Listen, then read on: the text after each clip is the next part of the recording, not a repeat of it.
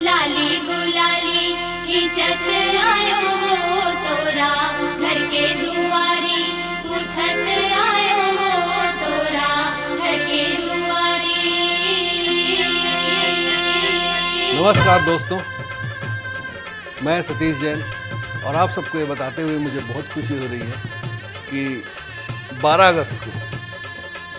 अगस्त को एक बहुत ही खूबसूरत फिल्म, छत्तीसगढ़ी फिल्म आ रही है और उस फिल्म का नाम है मोर मयाला राखे रहिबे।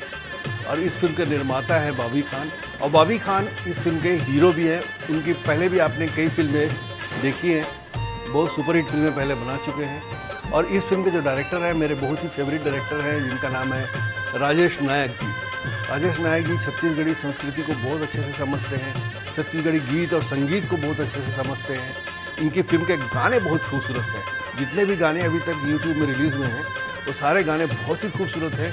तो ये फिल्म आ रही है 12 अगस्त को, श्याम टाकीज में लगेगी और आप सब जरूर आइए इस फिल्म को देखने के लिए। धन्यवाद।